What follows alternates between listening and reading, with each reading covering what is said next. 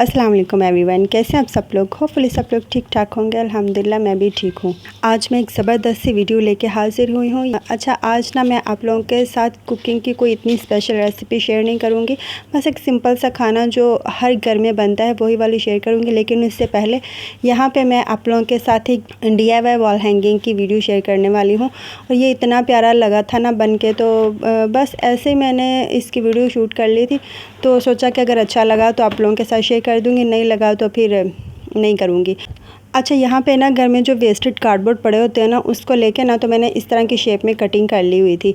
और ये मेरे पास ना एक शीट पड़ी हुई थी, तो बस इसी हिसाब से मैं सारी इसकी कटिंग कर लूँगी। जितने मैंने ये कार्डबोर्ड कटिंग किए थे ना उतने मैं इसके पीसेस कट कर लूँगी। तो एक्चुअली ये प्लास्टिक शीट मैं लेके आई थी किचन काउंटर टॉप पे लगाने के लिए। तो उसका काउंटर टॉप मुझे कोई इतना अच्छा नहीं लगता। वीडियो बनाते वहाँ पे वीडियोस जो है ना वो इतनी अच्छी शूट नहीं हो रही थी, तो मैंने सोचा कि उसको थोड़ा ना ऑर्गेनाइज़ करती हूँ। तो ये मैं उसी के लिए लेके आई थी। फ़िलहाल तो वहाँ पे तो लगी नहीं, तो अब यहाँ पे मैंने इसको इस्तेमाल कर लिया है। अच्छा जी, अब यहाँ पे ना मैं आप लोगों को ये अल्फ़ाबेट्स दिखा रही हूँ। बच्चों की जो नोटबुक्स होती है ना, उनका जो बाही वाला सख्त वाला पेज होता है, तो वो मैंने वहाँ से लेके उसको तो इस तरह के अल्फ़ाबेट्स कटिंग कर लिए थे, ताकि मुझे ना एक प्रॉपर शेप मिल जाए सारे अल्फ़ाबेट्स की। तो बस अब मुझे समझ नहीं आ रही थी कि इसके ऊपर मैं येलो ग्रीन में से दोनों को लगाऊं या फिर ब्लैक और रेड में से, लेकिन बिलाखिर फिर ब्लैक और रेड की जीत हो गई और यही मुझे अच्छे लगे। तो मेरे माइंड में आ रहा था कि ये ना थोड़े ब्राइट कलर हैं तो ये अच्छे लगेंगे।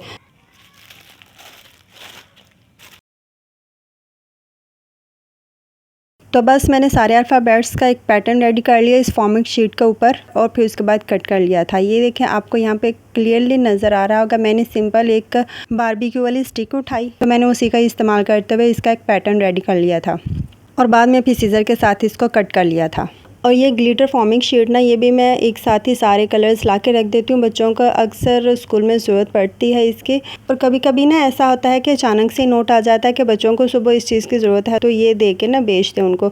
और फिर कभी ये भी होता है कि सेकेंड डे फ्राइडे हो गया तो मार्केट बंद होती है। सैटरडे फिर इनको कभी चीज़ें चाहिए होती हैं, तो फिर मैं एक साथ ही जब इनका स्टेशनरी का सामान बाई करती हूँ ना, तो उसके साथ ही फिर मैं इस तरह की चीज़ें भी लेके एक्स्ट्रा रख लेती होती हूँ। और जब कभी कभी मुझे शौक चढ़ता है इस तरह के DIY करने का, तो ये चीज़ें मेरे हत्थे चढ़ जाती हैं और फिर मेरे बहुत काम आती हैं।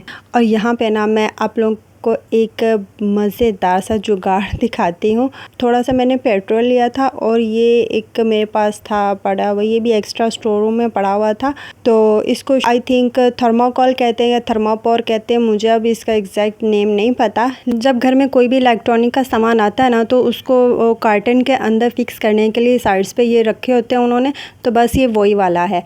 तो ये अक्सर हमारे घर में पड़े होते हैं, इनको मैं वेस्ट नहीं करती हूँ। पता नहीं अभी मैं रख देती हूँ स्टोर रूम में, तो फेंकती नहीं हूँ। तो आज मुझे इसका सही वाला इस्तेमाल पता चला है, तो अब इंशाल्लाह आगे से मैं कभी भी इनको भाई फेंकने वाली गलती नहीं करूँगी। का ये मैंने फ़र्स्ट टाइम ट्राई किया था और इतना मुझे अच्छा लगा था ना। ये वाला जुगाड़ जो है, पेट्रोल लेना है, उसमें छोटे छोटे पीस करके ना उसमें शामिल करते जाएंगे और ये गायब होता जाएगा उसमें, मतलब कि उसमें मेल्ट होता जाएगा। और लिटरली ये इतनी अच्छी ग्लू रेडी हुई थी ना मेरे पास, इतनी मज़े की। तो बस मेरा तो काम हो गया। पहले तो मैंने सोचा था कि हॉट ग्लू गन के साथ वॉलपेपर स्टिक कर लूँगी, लेकिन मेरे पास उसके रॉड्स ख़त्म हुए थे। तो फिर मुझे टेंशन हो रही थी कि आज मैंने ये काम स्टार्ट किया है तो अब मैं इसको कंप्लीट भी करूँगी। क्योंकि पहले मैंने जब इसकी कटिंग वगैरह की थी ना कार्डबोर्ड की, तो वो वीडियो ना थोड़ा टाइम पहले की थी, मेरे ख्याल से 1 महीना या 20-25 दिन पहले की होगी। तो उस टाइम पे ना इसका सारा सामान पड़ा हुआ था, लेकिन फिर मुझे टाइम नहीं मिला था इसको कंटिन्यू करने का, इसको कंप्लीट करने का। और फिर इस दौरान वो चीज़ें, उनमें से कुछ चीज़ें जो हैं वो ख़त्म हो गई। मतलब हॉट ग्लू गन की जो रॉड वगैरह है ना, वो कहीं और यूज़ हो गई हुई थी, वो नहीं थी मेरे पास। तो आज अब फिर मैं दोबारा इसको लेके बैठी ना, मैंने सोचा कि चलें इसको करके देखती हूँ। और फिर ये वाला जो आइडिया ना, ये मैंने यूट्यूब पर देखा था, मुझे ज़बरदस्त लगा। मैंने सोचा कि चलें ट्राई करते हैं, और मेरा भी काम हो जाएगा और एक्सपीरियंस भी हो जाएगा कि इस वाली ग्लू का क्या रिज़ल्ट निकलता है। लेकिन इसका रिज़ल्ट बहुत अच्छा, बहुत बेस्ट निकला। यहाँ मैं हाथों के साथ इसको लगा रही हूँ, क्योंकि मुझे ना किसी स्क्रू के साथ लगाने में थोड़ा टाइम लग रहा था, तो मुझे जल्दी जल्दी इसको कंप्लीट करना था। फिर मैंने अपने हाथों का इस्तेमाल किया। आप लोग ऐसा कभी मत कीजिएगा। अगर हाथों का इस्तेमाल करेंगे ना, तो सबसे पहले आप ग्लव्स पहनेंगे, उसके बाद फिर आप इस तरह का कोई काम करिएगा। मेरी तरह मत करिएगा, क्योंकि मुझे बाद में इसको उतारने में ना थोड़ा मुश्किल हो रहा था, ये उतर नहीं रहा था हाथों से। ये इतनी अच्छी तरह हाथों के साथ भी स्टिक हो चुका हुआ था ना, इतना आसानी से उतर नहीं रहा था। फिर मैंने बहुत मुश्किल से अपने हाथ साफ़ किए थे। कोई भी चीज़ हम इसके साथ जोड़ सकते हैं। लकड़ी के पीस हो गए, बच्चों की जो पिन्स टूटी होती हैं उनको जोड़ सकते हैं, जूते टूटे होते हैं उनको जोड़ सकते हैं, कुछ भी हम लोग इसके साथ स्टिक कर सकते हैं। ये इतनी अच्छी ग्लू बनती है। तो मेरा तो एक्सपीरियंस इसके साथ अच्छा रहा था। लेकिन सारी प्लास्टिक शीट्स मैंने कार्डबोर्ड के ऊपर स्टिक कर ली हुई थी और उसके बाद सारे अल्फ़ाबेट्स को भी इसके ऊपर चिपका दिया था और ये अभी से इतना खूबसूरत लग रहा था। तो सोचे सारा कंप्लीट होने के बाद ये कितना प्यारा लगता होगा। और मैं आपको यकीन दिलाती हूँ कि ये वाकई देखने में बहुत प्यारा लग रहा था। यहाँ पे इसकी प्रोमिनेंट लुक दिखाने के लिए नीचे मैंने ब्लैक कलर का कोई कपड़ा बिछा लिया था ताकि ये अच्छा सा प्यारा सा इसका लुक नज़र आए। तो लास्ट में एक मेरे पास एक थोड़ा सा पीस बचा हुआ था प्लास्टिक का, तो उसकी छोटी छोटी सी स्ट्रिप्स काट के तो मैंने इसके ऊपर उसको स्टिक कर दिया था ताकि एक प्रॉपर वॉल हैंगिंग रेडी हो जाए मेरे पास।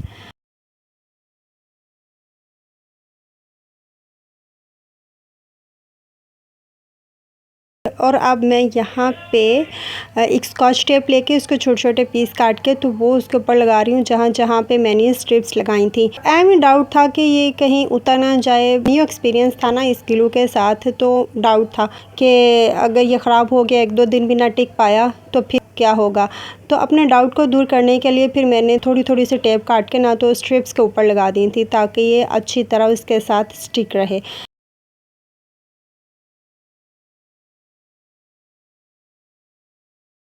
और अब लास्ट में मेरे पास ये थोड़े से मोती पड़े हुए थे। जिन लोगों ने मुझे शुरू से सब्सक्राइब किया वो जानते होंगे कि मैं थोड़ा बहुत ना स्टिचिंग का काम भी कर लेती हूँ। तो बस ये मेरे पास इस तरह की चीज़ें भी पड़ी होती हैं एक्स्ट्रा। तो ये मैंने लिए थे मोती और इसके साथ मैं एक प्यारी सी खूबसूरत सी रस्सी तैयार करूँगी इस वॉल हैंगिंग को हैंग करने के लिए। तो ये एक मोटा सा धागा है, इसको ना कपड़ों की पाइपिंग के लिए इस्तेमाल किया जाता है। तो बस इसके साथ मैं एक मजबूत सी रस्सी बनाऊंगी ताकि ये टूट ना जाए। तो आप लोग देखते रहिए, कंप्लीट होने के बाद ये कितना प्यारा लगेगा। और देखते देखते यहाँ तक पहुँच ही चुके हैं तो वीडियो यकीनन आप लोगों को अच्छी लग रही होगी। तो इसी बात पे इसको लाइक भी कर दें और एक प्यारा सा कमेंट करके बताइएगा कि ये मैंने आज जो DIY वॉल हैंगिंग बनाया ना, ये आप लोगों को कैसा लगा है। और न्यू देखने वाले मेरे चैनल को सब्सक्राइब भी कर दें।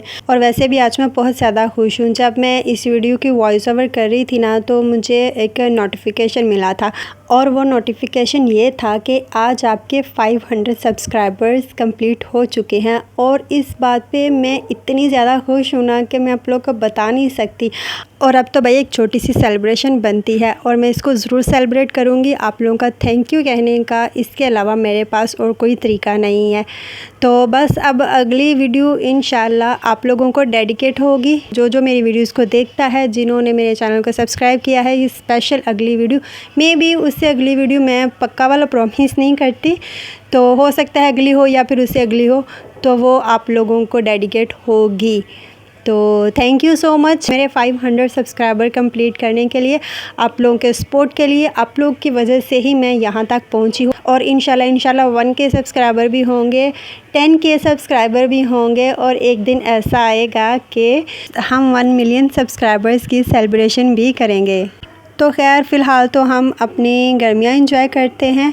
आज सुबह ही घर में तरबूज आया हुआ था तो बच्चों के स्कूल से आने का भी टाइम था। मेरी छोटी बेटी को ये बहुत ज़्यादा पसंद है तो मैंने सोचा कि उसके आने से पहले ये काट कर रख दूँ, नहीं तो फिर आएगी तो वो ऐसे साबुत ही लेके बैठ जाएगी, खुद ही काटना शुरू कर देगी। 1 मिलियन सब्सक्राइबर की सेलिब्रेशन के मज़े तो पता नहीं हम ले पाएंगे भी कि नहीं, लेकिन फ़िलहाल तो हम तरबूज के मज़े लेते हैं और अपनी नई स्टार्ट हुई गर्मियों को इंजॉय करते हैं।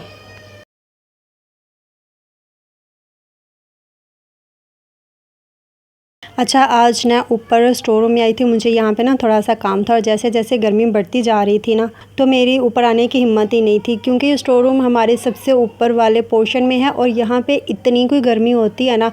तो जब भी मैं सोचती थी ना कि मैंने ऊपर जाना है, स्टोर रूम में जाना है, तो मेरी हिम्मत ही नहीं होती थी ऊपर आने की।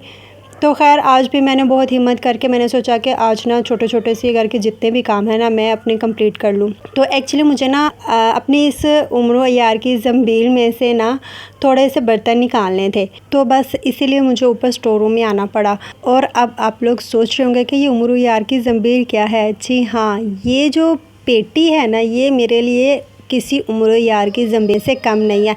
मुझे जब भी जिस वक़्त भी किसी भी चीज़ की ज़रूरत पड़ती है ना, तो बस मैं इसको खोलती हूँ और आराम से मैं निकाल के ना तो अपना काम करती हूँ। अच्छा जी, यहाँ पे देखें मैं आपको एक मज़े की चीज़ दिखाती हूँ। ये क्रोशिया की बेडशीट है और इसे मेरी अम्मी ने अपने हाथों से मेरे लिए बनाया। मेरे लिए क्या, अपनी तीनों बेटियों के लिए, इवन के फैमिली में जैसे कि चाचू, मामू, खाला, किसी के भी घर में किसी बेटी की शादी है ना, तो उन्होंने एज़ अ गिफ्ट इस तरह की बेडशीट्स उन्हें बना के दी हैं। कंप्लीट सेट हैं, बेडशीट है, पिलो कवर्स हैं, सोफ़ा कुशन के कवर्स भी हैं इसमें।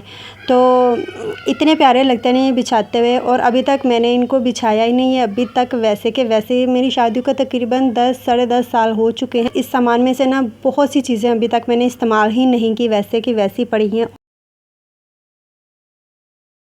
और ये चाबे भी अम्मी ने अपने हाथों से हम तीनों बहनों के लिए बनाए हैं। इवन कि उन्होंने अपनी बहुओं के लिए भी बना के रखे हुए हैं कि कल को जब वो आएंगी, इन्हें इस्तेमाल करेंगी, तो उनको कितनी खुशी होगी कि उनकी सास ने उनके लिए बनाए हुए हैं। अब तो बस यही दुआ है कि जल्दी जल्दी से उनकी बहुएँ आएँ और ये सारी चीज़ें इस्तेमाल करें जो उन्होंने बड़े प्यार से उनके लिए बना के रखी हुई हैं।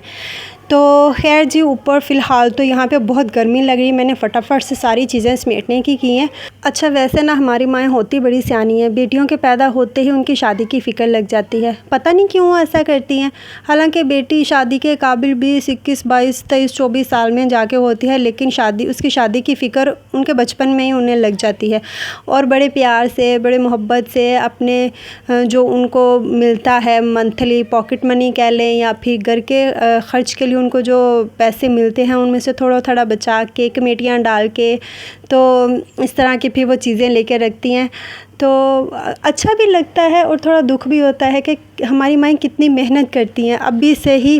और ज़ाहिर है हम लड़कियां भी कोई इतनी बेवकूफ़ नहीं होती हैं कि हमें समझ नहीं आती कि ये सब क्यों हो रहा है, क्यों कर रही हैं। तो खैर, मैं यहाँ पे कहना ये चाहूँगी कि जहेज़ लेना देना बहुत बुरी चीज़ है और बहुत बुरी बात है, लेकिन इसके बगैर ना हमारी सोसाइटी चलती भी नहीं है। हमारा मुआशरा जो है ना, वो इसको कबूल ही नहीं कर पाता कि कोई लड़की बिना जहेज़ के शादी करके अपने ससुराल में जाए। और हमारी इसी सोसाइटी में ना कुछ लोग ऐसे हैं जो जहेज़ लेने देने को बिल्कुल भी अच्छा नहीं समझते और उस पे अमल भी करते हैं कि ना तो हम ले रहे हैं ना हम दे रहे हैं। लेकिन ये है कि मेजॉरिटी जो है ना, वो इस चीज़ के बिल्कुल ऑपोज़िट है। अगर कोई लड़की बिना जहेज़ के शादी करके ससुराल में जाएगी ना, तो उसको यही बोलेंगे, तुम लेके क्या आई हो। हर बात पे उसको यही ताने मिलेंगे, तुम लेके क्या आई हो। तो ये नहीं होना चाहिए। जिसकी जो हैसियत होती है, जो जितना अफोर्ड कर सकता है, वो अपनी बेटी को अपनी खुशी से देता है, तो वो खुशी खुशी रख लें। अगर नहीं दे पाता तो प्लीज़ प्लीज़ उस बेटी के माँ बाप पे प्रेशर मत डालें कि हमें ये भी दें, हमें ये भी दें, हमें ये भी दें। अपनी खुशी से जो जिसको देता है ना, तो उसको एक्सेप्ट कर लेना चाहिए। खैर, यहाँ पे ये टॉपिक ना बहुत सेंसिटिव होता जा रहा है, तो मैं इसको मज़ीद कंटिन्यू नहीं करूँगी, मैं इसको यहीं पे स्टॉप करती हूँ। मे बी कि मेरी इस वीडियो के नीचे लोग कमेंट करके कुछ उल्टा सीधा बोलें, तो मैं इसको यहीं पर ही स्टॉप करती हूँ और नेक्स्ट अपनी वीडियो को कंटिन्यू कर रही हूँ। और बर्तनों में मुझे नॉन स्टिक पैन्स और कढ़ाई चाहिए थी, तो बस यही मैंने निकालने थे।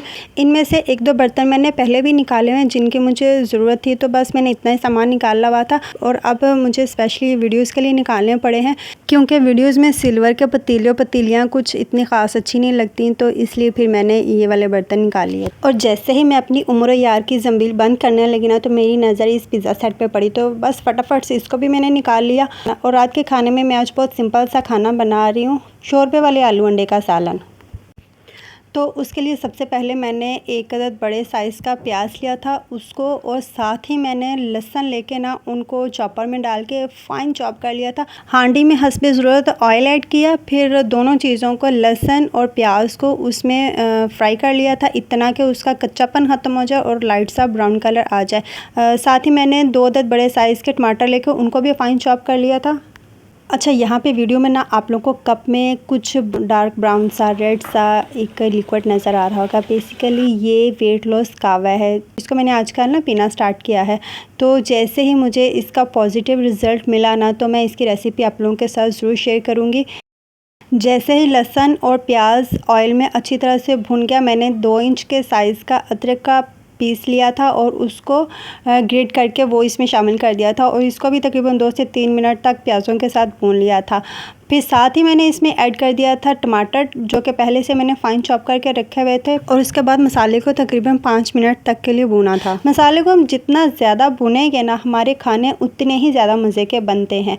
तो 5 से 7 मिनट भुनाई के बाद इसमें सारे स्पाइसेस ऐड कर देंगे, जिसमें नमक, मिर्च, हल्दी, कुटी हुई मिर्च, ज़ीरा, धनिया पाउडर, कुछ भी आप लोग इसमें शामिल कर सकते हो।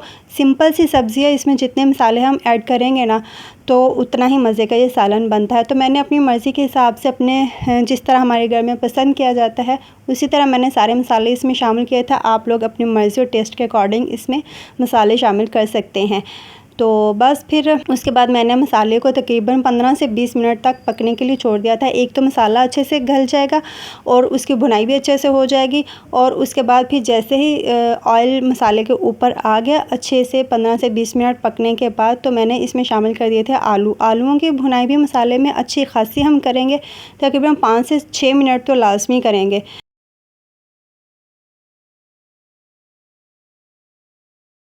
अब इस स्टेज पे जब आलू और मसाले अच्छी तरह से भुन चुके हैं तो मैं इसमें थोड़ी सी अजवाइन शामिल करूँगी।